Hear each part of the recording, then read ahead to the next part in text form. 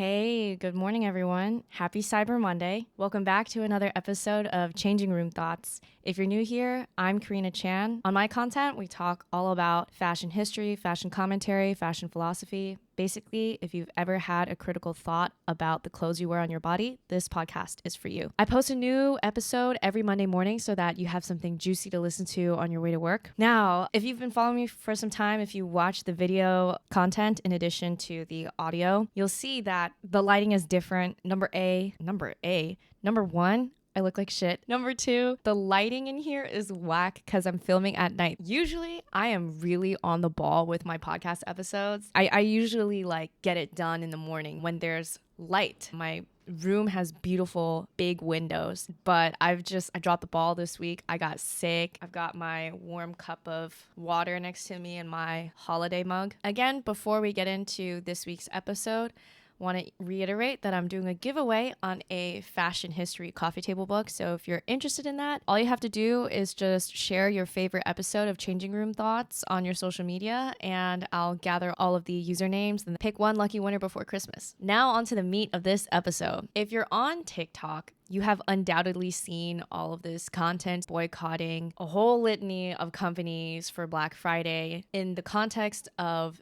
the Israel-Palestine conflict. For those of you who just want me to resume the program as usual, talk about, I don't know, holiday gift guides or whatever, it's coming, okay? It's coming. There's a global crisis going on, and you probably have seen your favorite influencer or two getting canceled over this whole boycotting craze. For example, like Aaliyah's interlude, TikTok's favorite it girl, TGIRL. She got canceled for going to Starbucks. Like, people were in her comments being like, why did I see you at Starbucks? I do think it's important to be a conscious consumer, but I can't help but wonder if it's getting out of hand. I checked this list of companies to boycott on TikTok.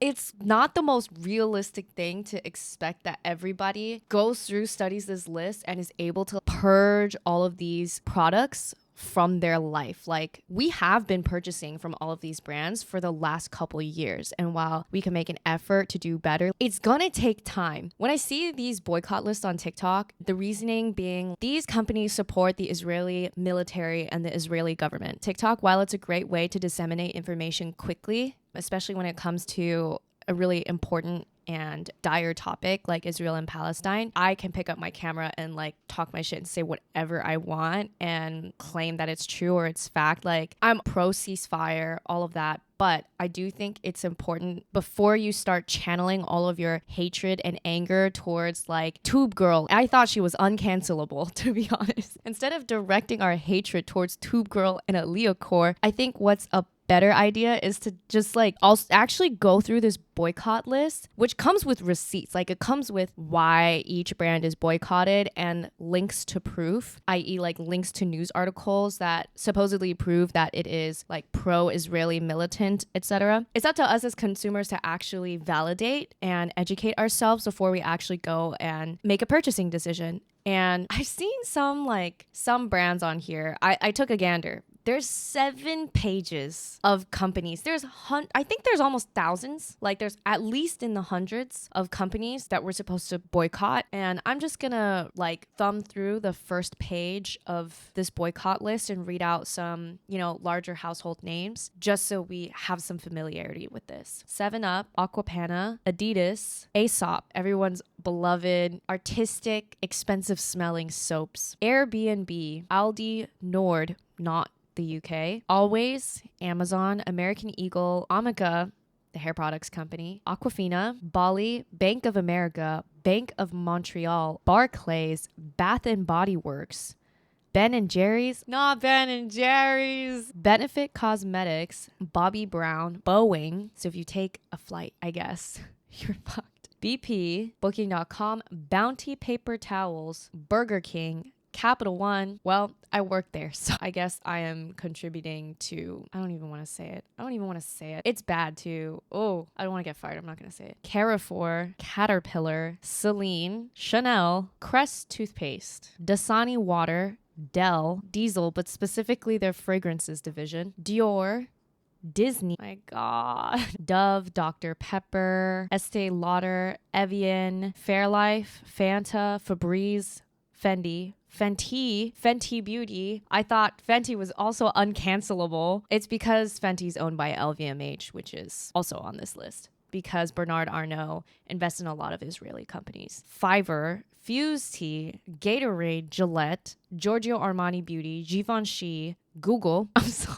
I'm gonna stop here. This is just unrealistic. Like, this has become embedded in our everyday way of life. And I think that this effort is like applaudable, but no one's gonna boycott Google. I'm sorry. It's just impossible. Let's see, why Google? Why is Google on this list? Why? Google and Amazon jointly won the Project Nimbus contract to provide cloud services to the Israeli military. Oh, yeah, that is pretty bad. Alternatives. Don't click on ads and use DuckDuckGo. I don't know anymore. So what are we boycotting? Like, what qualifies a company to be on this list? I looked into one company called Actimel, and the reasoning behind boycotting this company is because it funds the Israeli food startup scene. Now, it's up to you to interpret how much of a threat this is or how wrong it is, but to me, generalizing investing in their like food startup scene as supporting Israeli military occupation is a bit of like a jump. I feel like I need to stop running my mouth before I get canceled too, but it's just like my common sense and my gut is telling me that instead of unrealistically trying to blanket boycott all of the brands on this list and all the brands that TikTok is telling you to, my suggestion is that you should look into the brands that you plan on buying from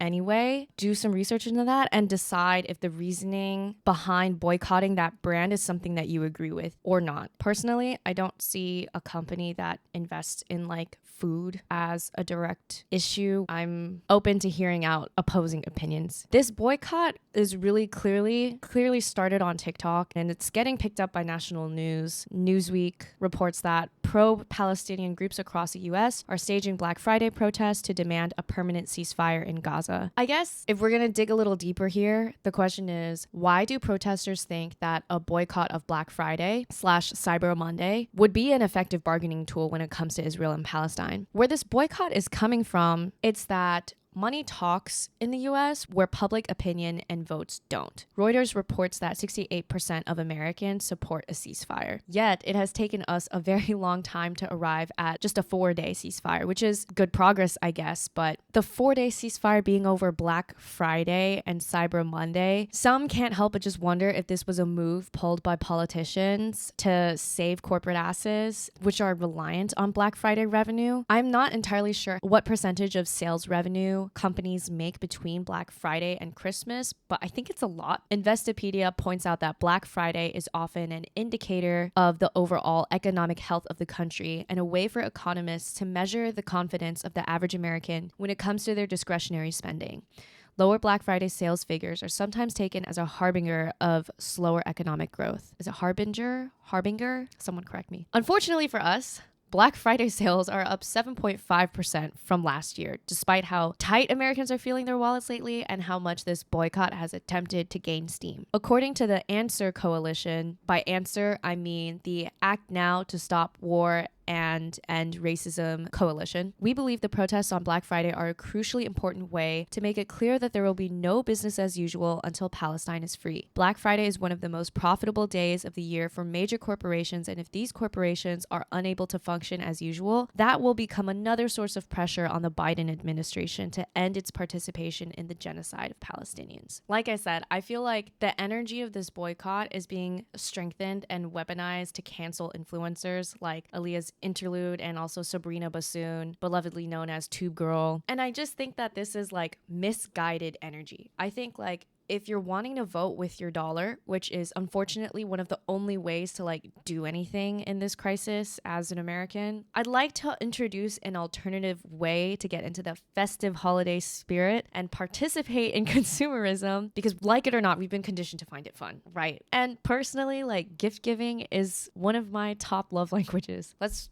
redirect this energy and support our local businesses. I think that's an even better fuck you to corporate America because it uplifts local economies, which is ultimately a good thing. If you don't follow Melody Note Vintage, I highly recommend it. She's an expert not only in all things vintage, but she just has the most straight up real takes, and I respect her so much. She just says it like it is. But she made a video about how your small businesses need you. Coca-Cola doesn't really need you, but your local vintage shop, your local bakery, your mom and pop like ice cream joint, like these people need you. We've had a really hard couple years. The economy is going to shit. People are really feeling tight in their wallets. Like if you're going to invest your time and energy to leave hate comments on Aaliyah interlude videos or Sabrina Bassoon videos, you could also use that time and energy to research what local businesses around you are more deserving of your time and money. Especially in this upcoming holiday season where you're gifting other people things like little luxuries and little trinkets and nice things. You can find that stuff at small businesses. You can find that stuff secondhand. And can we normalize that? Like gifting people things secondhand? Because to me, I would love a thrifted or vintage gift because it shows somebody else really dug through stuff to find me the diamond in the rough. And that means a lot to me. Furthermore, it shows that you know that I'm committed to sustainability and you're helping me out with that vision. I shared a couple of favorite small businesses and emerging designers that I really like to shop with for this upcoming holiday season on my TikTok. There are so many good local vintage sellers and vendors in New York City. Some of my favorites are Seven Moods Vintage, Allison's Archive. If you're in LA, Voulez-Vous. There's so many more. For skincare, I highly recommend Lee Organics. I've talked about her before. She's a Malaysian Ford model who developed her own organic skincare line because she has really sensitive skin and everything she was trying was not working for her, even like the Neutrogena, the First Aid Beauties, like it wasn't really working for her. And her face mist, I just recycled the bottle, but I already purchased my refill. I also have dry, sensitive, eczema prone skin. Her face mist is the best face mist I've ever freaking tried. And I've tried lots of different face mists. They all end up just feeling like water and like immediately evaporating. And her face mist just leaves this beautifully, slightly tacky finish. It's clearly very hydrating. Hold up, I'm gonna get it. All right, I am back. Sorry about that. Okay. Lee Organics, this Palmarosa Revival Mist. This thing is $54, but the packaging, very luxurious. It's $54 and I'm already on my second bottle, though it has lasted me a long time. The first bottle lasted me 6 months. So I think that's pretty good. And I'm usually a big skeptic when it comes to skincare. Like I have a very minimal skincare. I have a 3-step skincare routine and this is the first step. So highly recommend that. You'd be supporting a small local business. I just really appreciate like the passion that she has for her product. Everything's organic. Everything's like farmed, harvested, made in Southeast Asia, where she's from. Really cool stuff. Next business that I want to highlight is an emerging designer. She's one of my favorites, is Da Wang. Da Wang is a Chinese American designer that graduated from Parsons and started her label, I think 2019. And she does chinoiserie, which is the art of traditional Chinese clothing, reimagined as modern day streetwear. So this is a pair of her flared patchwork pants. For those of you watching with your video on, like this is hands down the most stunning pair of pants I have in my closet. Like the most beautifully and intricately constructed garment. Obsessed. And there's a 70% sale going on right now. I sound like such a fucking ad. She's not paying me to say this. I've been a fan since day one. Like I got her Instagram ads in like 2020 and I've been on this train ever since.